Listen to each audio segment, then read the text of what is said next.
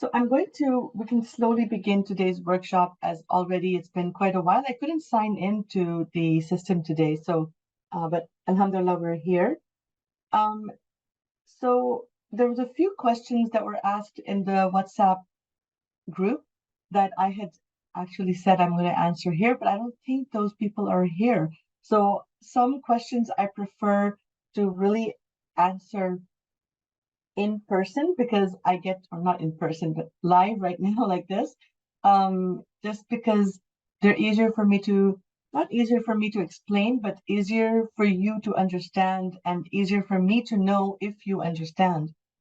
So while we wait for if anyone else is joining, especially Zunaira and Khadija, because your mics are working, do you have any specific questions, maybe from what we've spoken about in the group, or maybe just something else? Or if you want me to specifically explain something, like, something is at the back of your head, and how do we say this, or why do we say this?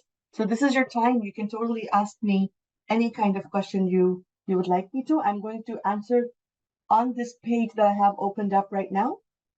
And at the end, I will send this document to everyone.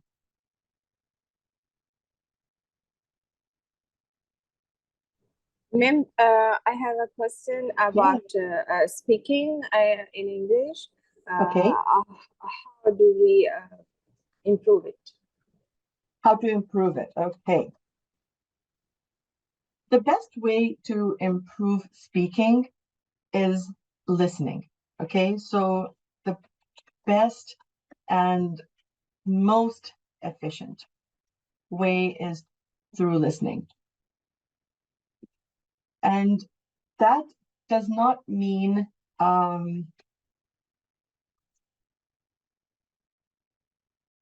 watching YouTube videos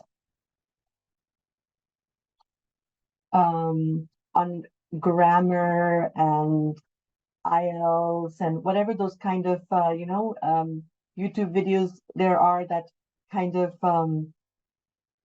they kind of teach you grammar and they teach you sentence structure, and those are amazing videos. I mean, people are doing a lot of work, and of course they have a lot of people watching those videos, so there's definitely something there. But if you actually want to improve speaking, and if you actually want to start speaking and sounding better and being more comfortable and confident in the language, then the best thing to do is watching. You can watch on anywhere you want. YouTube videos are not bad. Just YouTube videos on grammar and IELTS are really not productive for learning how to speak. You want to watch dialogue. So you want to watch shows, series, maybe even some documentaries, but not really, because documentaries are not dialogues. Documentaries are monologues. It's one person telling you how the world was made or whatever they're talking about. So dialogue is really important. Two people having a conversation. You listen to not only grammar, you don't only listen to vocabulary, but you also listen to the intonation, where they raise their voice, where they drop their voice, and they do it subconsciously, and you will be listening to it subconsciously because you're just going to be listening to understand. But at that time, your brain is going to start taking in all those little techniques of speaking, articulation, pronunciation, intonation, all of those techniques of speaking. Your brain takes them and soaks them in. So then when you open your mouth to speak, eventually, inshallah, you start sounding like that. So one is to watch shows and series, anywhere you watch shows and series, and there's so many things out there.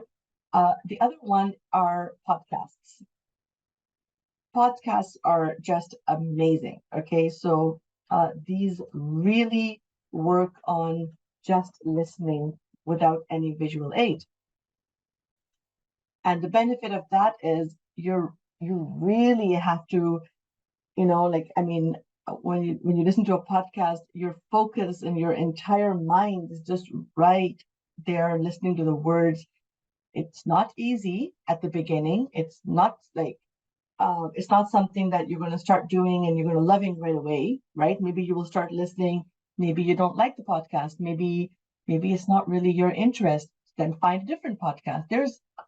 There's so many podcasts out there that even if you listen to a new one every single day, you will not listen to all of them before you die. It's impossible. There's so much out there. So you don't have to get stuck on one that doesn't really float your boat, and you listen and then um, you're not really enjoying it, or you're not. If you're not going to enjoy it, you're not going to learn anything from it. It's just a part of life. If you don't enjoy it, there's no way you learn. It just doesn't work, right? Because you're forcing yourself. You can do that with mathematics and science. You can't do that with languages. So what you need to do is you need to find something that really works for you. You need to find something that is of your interest. So how to find something like that?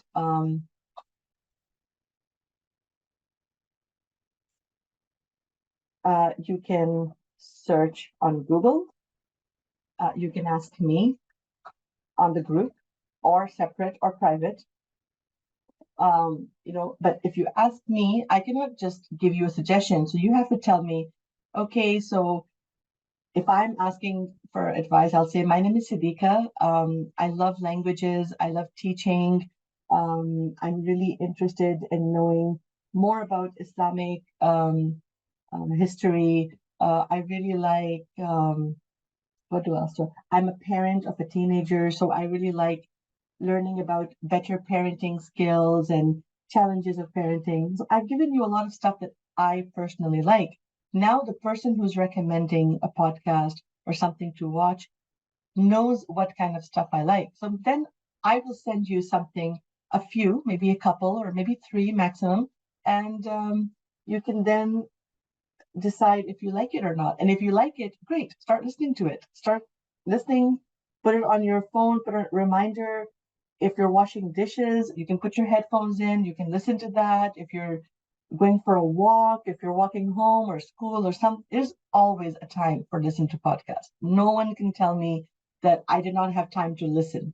Because even if you're busy washing clothes or walking or whatever you're doing in life, whatever you do, sometimes you don't really need your ears, and sometimes you can really use that time um, to listen and to gain that time in a very positive way. So those are the two things I really, really recommend. I don't recommend you to read a book about how to speak better. That's nonsense. I don't recommend you to watch an IELTS video or a grammar video on YouTube in which one teacher is just sitting there and telling you how to say this word or what this word means. That's not natural. Um, so for example, Khadija, what language do you speak at home? Urdu. Urdu, right? And Mm, Khadija, how did you learn Urdu? Listening, through the listening. Through listening, because when you were a little baby, your parents or Mm. whoever was around you, they were speaking, and then you were listening the entire time when you were growing up. And then when you started speaking, you didn't speak Italian, the first language. You spoke whatever you had listened to for the first 1 year or 2 years of your life. Whatever you had listened to, your brain retained it, and you opened your mouth and you started saying whatever you had heard. You did not start speaking French. You spoke the language that you had listened to for so long. And you were not 2 months old or 3 months old when you started speaking. You were over a year old when you started speaking. So I'm not saying it's going to take you 1 year to start speaking very good English, but it's also not going to take you 1 week, right? So definitely it's something that you had to do over and over again. If you were a baby and someone locked you in a room and nobody ever spoke to you, then after 1 year, it's impossible that you would have spoken. You would have made your own language, or something. And this also reminds me of, and I'm sure you guys have witnessed this or seen this, that a lot of times, especially in subcontinent countries, what happens is the Western society doesn't do it as much. The Desi people, we do it a lot more, unfortunately. But it's like, how sometimes children start using wrong words for something. Like, for example, my daughter, when she was learning to speak, she couldn't say the word sorry. So she always said, faye, faye. So now what people do is they start imitating the child because they think it's cute. They just started speaking. It's so cute. They're saying that, but you're actually messing up their brain. The child is not making a joke. The child is just learning how to speak.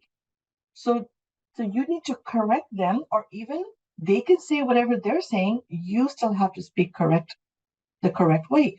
That's the way you have to learn English. Now, in the English workshop, when you guys make a mistake, not the workshop, sorry, the WhatsApp chat, when you make a mistake, I correct you. Imagine I start laughing and saying, "That's so cute, Khadija, you made this mistake. Let me also speak English like this." That's not going to be helpful. It's going to be rude because you're an adult, but it's also not going to be helpful. You're not going to learn because I'm just repeating the wrong word as well, or the wrong structure, or whatever else. But you see my point? You need to listen consistently. So consistency is very true. And I'm going to put the word over here. The key word here is consistent listening.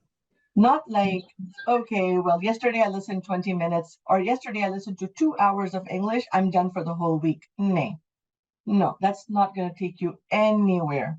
And every day it's impossible to listen for 2 hours because that's just not humanly possible. We have other things to do, hopefully.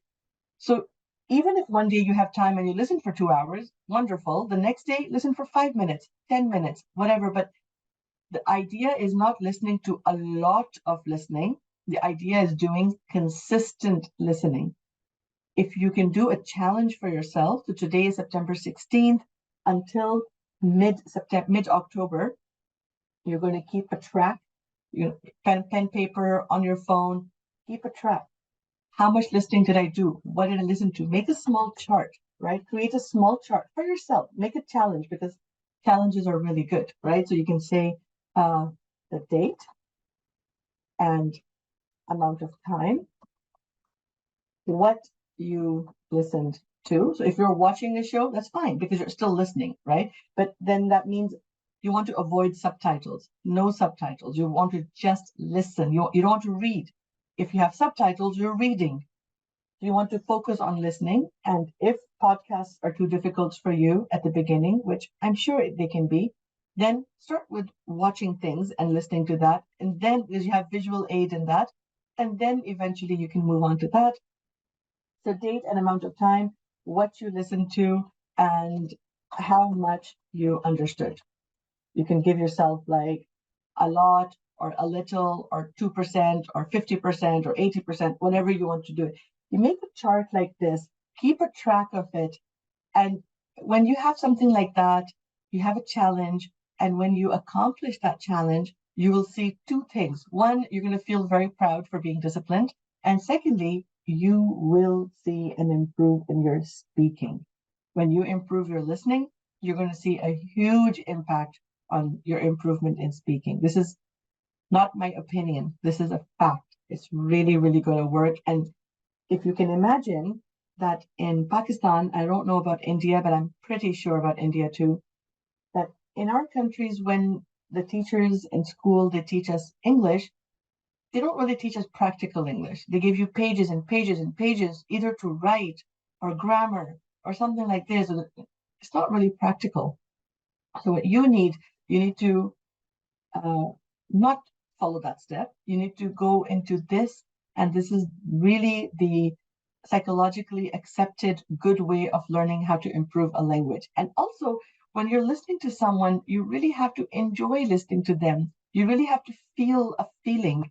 Either you're feeling happy listening to them, or you're enjoying, or you're laughing because you're listening to something and this person is so funny and they make such amazing jokes, and you're enjoying. Some sort of an enjoyment factor has to be in there. So another question that someone asked in the group, and I'm going to answer. I'm just going to open up that group as well. I know the people who asked are not here, which is not so lovely. I can't find it right now, but I think one of the next questions was the use of and the, right? So is this something you guys would want me to answer, or I prefer you I want to answer your questions because you guys are here and I would prefer to answer the questions of the people who are attending the workshop. So let me know if you have another question. I would prefer to answer that. And if not, I can answer this. So. Okay, ma'am, this question was asked by me. Can you Oh, please explain good. this? Excellent, Obed. Wonderful. That makes me so happy. Excellent. So the question, the use of and the. Now, and the problem with this is the explanation is very easy. When I explain it, you will understand it very easily too. The problem is using it is like, oh, when you're in the middle of using it, it becomes a little bit of a pain and, it becomes a little bit confusing. So I'm going to try to show you something here. Now, we have two types of nouns in English. We have the count nouns and we have the non-count nouns. Okay, so there's some words that we can use with count nouns. For example,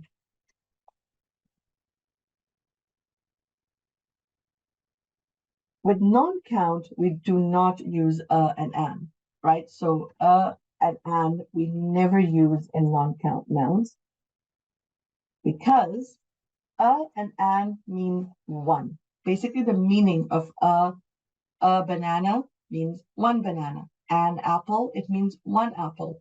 You can count bananas, you can count apples, therefore you can say and an.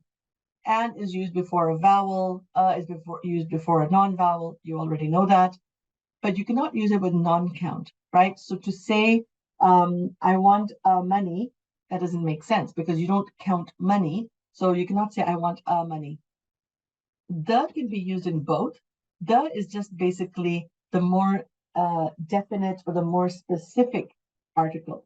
So, and I'm going to explain this in a bit. We have other words too, like many and much. And we have some words like some that go in both places. I'm getting crossed out now. We have some and any. We also have any here. We also have a little, but here we say a few. And then we have words like a lot that go in both places as well. Okay to use.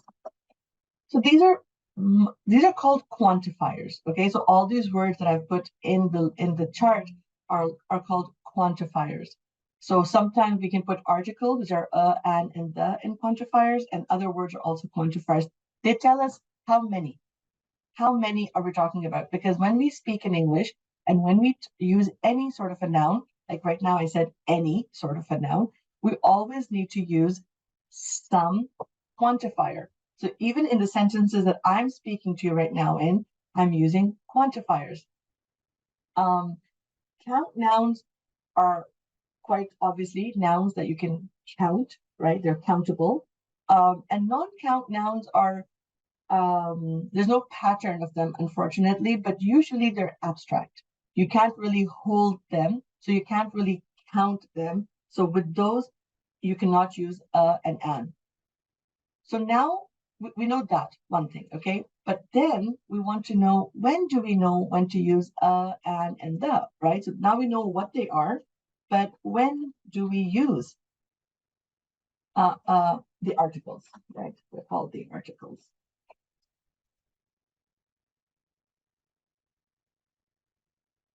So or an equal one, right? So basically, it's a way of saying just the number one, right?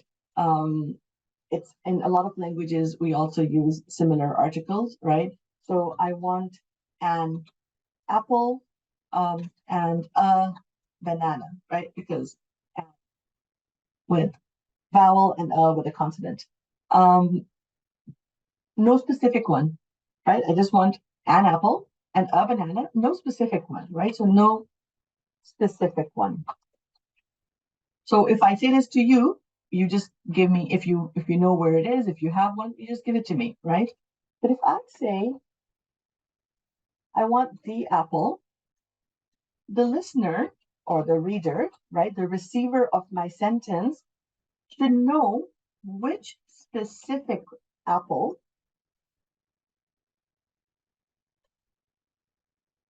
I'm talking about.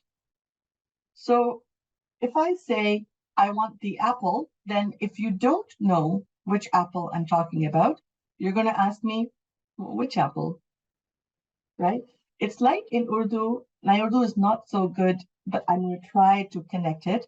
But if I say to you, मुझे वो apple चाहिए, मुझे वो सेब चाहिए, you're going to be like, कौन सा? Like, which one are you talking about? Because if you don't know, but if we already have the understanding, okay, I want the apple that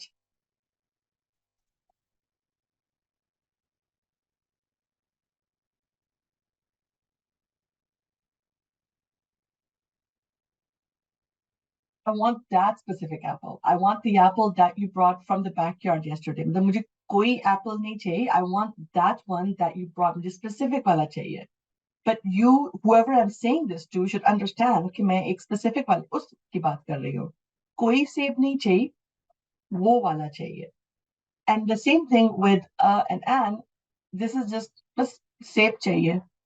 Because if I ask you in Urdu, मुझे सेब चाहिए, you're probably not going to bring me 10 apples. You're probably just going to bring me one, right? मुझे सेब चाहिए, because I'm not, often you don't hear मुझे एक सेब चाहिए. You don't always have to count in Urdu. But in English, we have to count. In English, if I want one, then I say one. I say an apple. If I want two, I'll say a couple of apples. And if I want more, I'll say I want some apples. I always have to quantify the amount that I'm saying. There are a couple of messages in the chat. Oh, you're welcome. And walaikum assalam was. I just saw the messages right now. So okay, so that's one thing. Now,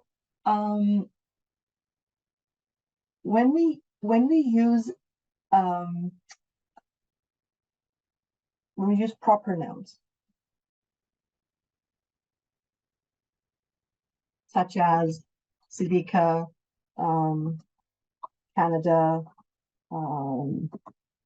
Samsung, right? So I'm not going to say the. I cannot say the Siddiqa. I cannot use the Canada.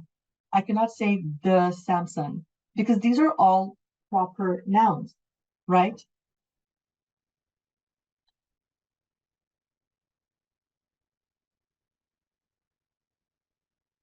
So not only the, but we don't use any article. I cannot say a Siddiqa. I cannot say a Canada. I cannot use any article because it's a proper noun. It's like a name of something. So I don't really use any article with that. Let me find that sentence if I could. It would help me show you why I said your sentence was right or wrong.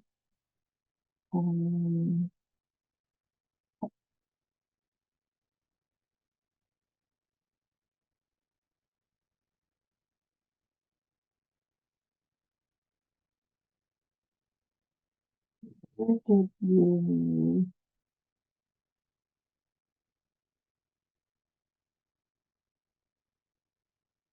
Okay, so I see. Oh, thank you so much. Thank you. Okay. Thank you very much. I'm going to... It's not letting me copy it now.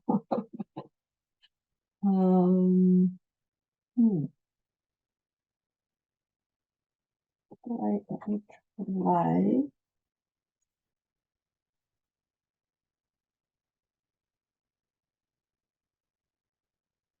Oh, no.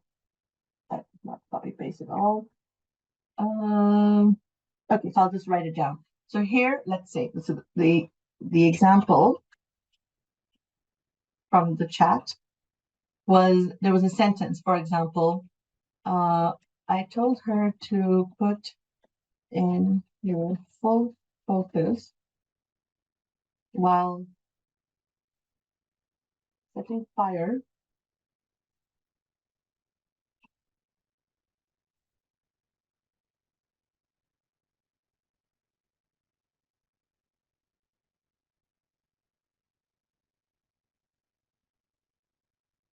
Okay, so let's look at this sentence, right? This is the one that I said I added the articles in, right?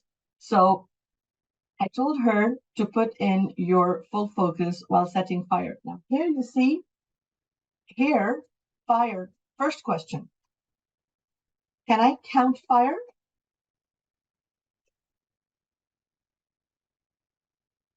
No, miss. No. So it's non-count, right? So it's no.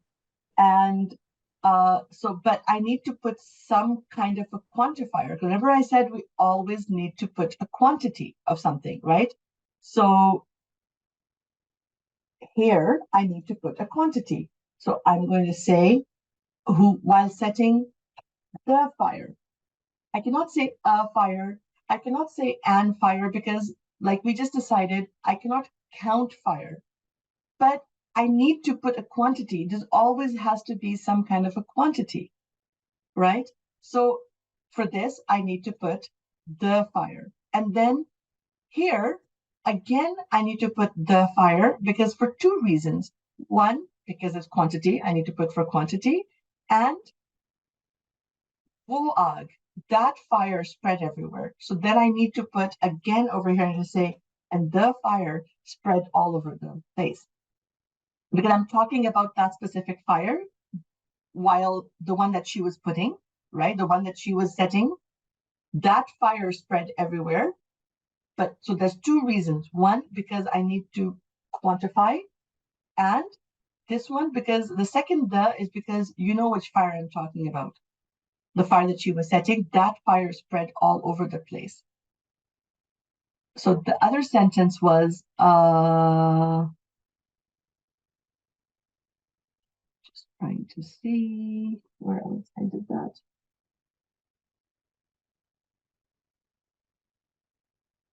I think there was only two the that I put. I cannot see it. Maybe I'm missing it. But in this case, I'm not gonna leave out fire. If I leave out the, while setting fire, it doesn't make it, something is missing because she's setting fire. Which fire? Like, or kidney fire? I mean, even though it's kind of stupid to ask that question, like how much fire? You can't really, but in English, everything has to be quantified. You always have to put a quantity on anything that you're talking about. So at the back of your head, you need to know if the noun is countable or if the noun is non-countable. And then, so you cannot set a fire.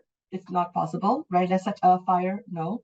You can set a bonfire. So if you're in the backyard and you want in the winter and you want to set a fire, that means a different one. You can like over here, like she was setting, but she didn't. This is just the fire here because we're just quantifying. We're not really sure what kind of fire she's putting. Was she putting it to warm? Was she putting it to make food? What was she putting, right? Was she putting it for making light, like, you know, in the lanterns, whatever? So that's the one that we use. The other time, okay, so then that's the use of the. So reminder that when we're using the, it should be known and understood by both the speaker and the receiver. It should be known what we're talking about. So right now I asked you, what was the question that was asked in the group? I said the question because you are all in the group. So and when I say that question, then that's exactly the question that Obed copy pasted in the chat, because that's exactly, he understood. He knew and he understood, and then he put it in there. I think all of us knew and we understood which question we were talking about. It has to be known and understood by the speaker and the receiver. So if I say, I had a student in my class, I had the student in my class. Now, both sentences are correct, but they both have a different meaning. The first one, I had a student in my class, no specific one, just there was a student. Hopefully I have more than one student, so I had some students in my class. So I'm just telling you I had a student or some students or many students or a lot of students. No specific one, but just either I'm telling you there was one or I'm telling you there were more than one. But if I say I had the student in my class and you are going to say, which one? Because if it's not known and understood which one, then you're going to say which one. Because, but let's say that you know which one I'm talking about, the one who always causes problem. I'm going to say, I had that student in my class. I had the student in my class because it's kind of known and understood which one we're talking about. Is that clear? Yes, miss. Okay, I hope. Yes, ma'am, it is clear. Excellent. And if it's not, and if you later on you think that, maybe you want me to explain it in a different way or maybe send you some exercises, ask me. I don't like doing grammar exercises to send you because they're not going to help you. But these are the kind of things, and I tell this to all my students and participants, that you need to listen. When you listen to people speak English in a native way, in a good way, they're going to use the right and some any, right? Because they speak good English, so they're going to use it properly. When you listen to them, then you are eventually, when you speak, you will also use it like that. So the way Khadija says she learned Urdu by listening. That's all she did. You did not learn Urdu the way you're learning English. You didn't take any workshops for Urdu. You just opened your mouth and the first word that came out or the first 10 words that came out were most probably in Urdu because that's what you were listening around you. So it's definitely magical, but there's not rocket science either, right? It's what you're listening is what you're repeating. So that's why in front of little children, we don't say any bad words, right? You don't say bad words in front of anyone, but especially in front of little children, you avoid saying anything bad or any gossip about anyone because children will repeat, right? So you avoid saying some things in front of them. Why? Because they will repeat exactly what you said. That is a perfect example of how you learn to speak. You listen, you repeat. The same thing happens when you're learning a language. If you want to sound like the person who speaks native language, listen to that person. Listen to them repeatedly, not one day, not 2 days, not a week. Consistently keep listening until you yourself feel that you've improved. And I promise you, if you do it consistently, and if you're listening to the right things to listen to, you are going to evaluate yourself and say, I have improved so much. Inshallah. Miss, inshallah. Inshallah. Miss, I have another question. Please, yes. Please tell me about the science of English language. The what, sorry? Structure, yeah, or science of the English language. Science of the English language. I don't understand exactly. What do you mean by science? I mean, structure of science, sorry, English. Like in Arabic language, first we use verb. Oh, okay. There isn't one. I mean, unfortunately, I would call this more the structure is a better word, you're right. You can't really pen it, but I'm going to give you the basic one, okay? But of course, as you build your language, and I'm going to show you how it goes different. The basic structure is SVO, right? Subject, verb. This is the key word here. Key word is basic. Basic, very important, because of course, as you make more complicated sentences, as the structure changes, right? The structure gets more and more. I'm not a chemistry. I don't really know much chemistry, but in chemistry, you have the basic elements and the basic formulas, and then you can really complicate them as much as you want, right? So that's kind of like English. The formulas go like that. You have your basic structure, but that's not the only structure. So basic structure, not the only. Okay, that's very important to know. So this is the basic one: subject, verb, object. I teach English, right? You are here. Basic sentences: subject, verb, object. This is the basic structure. One major rule, but it has a small exception. The rule is never begin a sentence with the base form of a verb. So, listen, English is very important to. This is wrong. The sentence is not correct because I'm starting with the base form of the verb over here. So the sentence is wrong. So what I do is I take the verb, listen is the verb, I add ing, and now I make it into a gerund. What's a gerund? A gerund is a verb that acts or functions as a noun. So I can say listening to, we always have to have to, English is very important to speak better, blah, blah, blah. And now it's correct. I just made this into a subject. I just changed this, and now it is green light. It's good. So we're still sticking to the basic structure, which is subject, verb, object. An action cannot be a subject. But if you want to begin with an action, you make it into a subject by adding an ing.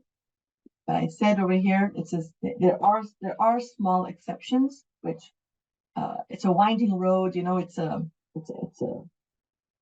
vicious circle that you get into, of course. But that is basically the main structure of the English language. And the reason I showed you this one with listen and listening is because as you, inshallah, accept this challenge and start listening to more English consistently, then inshallah, you will see this. You will see it. Now, one thing that as you're listening to English, whenever you start listening, inshallah, don't give up. Okay. Now I'm learning 2 languages right now. Okay, so I'm learning French, which unfortunately I've been learning for 17 years. Okay, so it's like my lifelong thing. So because I live in a province in Canada, which is a French province, and everything 100% in this province is in French. So my daughter, alhamdulillah, she's perfectly bilingual in English, French, Urdu, and Pashto. Me, I don't speak French as well as she does. I can speak, I can hold a conversation, but like all of you are here right now, you're understanding what I'm saying, but you want to speak better. That's what I want to do. And I have applied and done this for myself as well. Whatever I'm telling you right now, I do it as well. I promise you. When I tell you you have to do consistent listening in English, I do that in French. And that's why I'm telling you it works. What I started with very difficult listening exercises. Like, I'm really interested in knowing the history of Islamic civilization. And what a stupid decision, right? I started listening to that in French. Matlab, I'm learning French and I'm picking the most difficult topic in French to listen to. So don't be like me, be smart and pick easy topics to begin with, right? And then I picked a topic. I love cooking. So then I started listening to recipes, or I started listening to the benefits of different foods. So then I listened to one podcast for 20 minutes about the benefits of blueberries. Great. I learned a little bit. I enjoyed it because I like listening to that kind of stuff. And I listened to it all in French. So one mistake when you listen, I'm just going to put this down and I'm going to come back to you, Khadija, again. But here, so remember, one, don't start with the most difficult topics that you are comfortable with in your own language. Right? Like I picked Islamic civilization and the history and blah, blah, blah. Like, come on. I'm okay in English with that, but why would I pick that in French? That was a very stupid decision. So don't do that. And number two, don't give up. This means that in the first 2 minutes, you might be very confused. You might not understand. It might go to 10 minutes. It's okay. Because over here, when you do this, right, you want to start with a short amount of time. Something sustainable. And what I mean by sustainable is that don't make a commitment to yourself that I'm going to listen to 45 minutes of English every day. Come on, that's too much. So calm down and let's go step by step. Let's start with 10 minutes. 10 minutes, everyone can give. 45 minutes are difficult to take out from a busy schedule. Eventually, maybe you'll do 4 hours. Who cares? Right now, when you're starting your challenge, start with small steps, baby steps, just like Khadija learned Urdu. Baby steps, like a baby start learning. When you were children, when you were babies, your mother did not come and read you Ghalib's poetry. She sang you lullabies or nursery rhymes, Twinkle, Twinkle, Little Star. You don't learn Shakespeare as a child. You learn Humpty Dumpty. So go like that. Go baby steps. Don't start learning, like me, the history of the Islamic civilization. That's not going to be productive at all. Go with something very small. What do you like? Do you like exercise? Do you like food? Do you like decorating? Whatever. You like sports? You like soccer, cricket, whatever kind of stuff that interests you, go with that. Go with baby steps, but don't give up. Even if the person is going blah, blah, blah, blah, and you're like, I have no idea, I lost this person, you can't stop. There's no pause button, there's no stop button until 10 minutes starts. What you can do is, next day, listen to that same 10 minutes again. You still don't understand? Listen to it again. One day, I promise you will. And before 3 days are over, you will understand. You will understand. You don't need to understand every single word the person says. You don't. You don't need to understand every single word. That's spelled single. You know, a mistake that's made in Pakistan and India when they're teaching English language is they expect you to know every single word that the person is writing, the writer is writing, and everything. In that process, they do not teach you how to use your contextual understanding. That means to understand the context, the subject of what the topic of what the person is saying. That is more important. It's not important to know every single word that the person is saying. No, you need to understand context. And then your question will be, but I want to learn every single word. Yes, that's good. Wait. First, start understanding context. When your brain starts doing that, then your brain will automatically say, oh, I don't understand this word. Pause, go look in the dictionary. That will be part 2 of your challenge. Part 1 of your challenge is very basic. You have to go baby steps. If anyone wants any suggestion, I'm going to suggest you one thing over here. I'm going to suggest this over here is for all of you. You go onto YouTube and write audiobook Atomic Habits by James Clear. There are many versions of it. Find the one that you like. Play it. Do you like the person who's speaking? You don't like it? Go, stop, next, go to the next one. Find the one that you like first. That pause and thing is, I said, don't pause, don't stop, is when you're listening to understand. When you're listening to find something to listen to, you know, like make it, what should I listen to? Then, yeah, don't waste your time. Time is very, very, very precious. Trust me. So don't waste your time. Go on to YouTube, find this book, audiobook, Atomic Habits by James Clear. It is one of the best books that I have I didn't read this book. I listened to this book on audiobook. I did the 4-hour version of this. I put it on time 1.5 or something, and I listened to it while I was cooking and cleaning and stuff one day because it is such an amazing book and I didn't have the time to read. So why not, right? I mean, if I wait to read it, I'm never going to read it. I was too busy.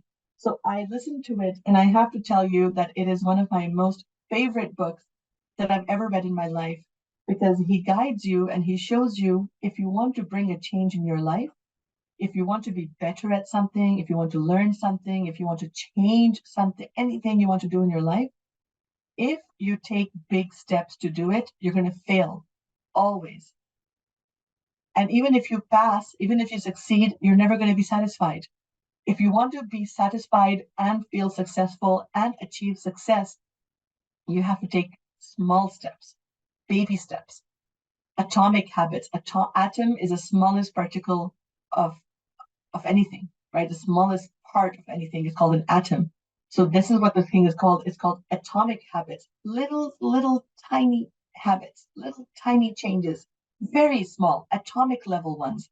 But when you do little tiny changes, they add up and they make a one big, huge change. So that's what I really, really suggest you to do. And of course, I'm going to send this to you guys at the end. But coming back to this, this question that you asked me, is this good, Khadija? Or would you like me to, did I answer your question or not exactly? I got it, please. No, it's very much near to me. No. And right, Miss Siddiqa, I understand. Yes, You yes. understand? Thank you. Thank you. You're most welcome. So I always welcome questions, guys. You don't have to wait until the workshop on Saturday. You don't have to, and in the group, I always put up a challenge or something. That's just something that I'm putting there to create some sort of an activity in the group. I want you guys to be more, active and participate and, have something to work on while we learn, while we talk. I correct you. But in the process, if you have a question that we're not talking about or I'm not explaining, it is 100% for you to ask me that question in the group. It's don't wait. Don't say, oh, I'll ask after. I'll do this another day. Baad mein pooch lungi. Don't do that. The minute you have a question, it's WhatsApp. If it's night in Pakistan, if it's night in Canada, it's okay. Whenever I see it, I will answer it, but don't keep your question in your head. Put it in that group right away. Right away. And I promise you, whenever I see it, I will reply to it. And there's never a question that you should not ask because you might not only help yourself, you might help yourself plus at least one other person in the group. So don't be shy in asking the question. And don't be like me in learning this, in doing the challenge. So be smart and get some smart suggestions. Start with this audiobook. I do recommend it. Maybe some of you have heard of the book. Maybe some of you have read the book. But even if you read the book, go listen to it. A few people have recorded their voices reading the book. And not everyone is a reader, right? If not everybody's a performer, not everybody's an actor. I feel people who record audiobooks, it's like you're acting, right? So you're intonating, you're adding expressions and everything. So listen to the one that you enjoy listening to. If you don't find something or like you really can't decide which one is good, ask me. You come to me, ask me either privately or in the group, and I will send you the link of what I recommend. So don't be shy. Keep doing what you guys are doing. Thank you very much for coming and participating. And I really pray for you all that you guys benefit and start improving to the extent that you feel successful and satisfied. So inshallah, I will see you all around the workshop group and take care, everyone. Thank you, Miss. Assalamu alaikum. Allah Hafiz. Salam. Allah Hafiz. Take care.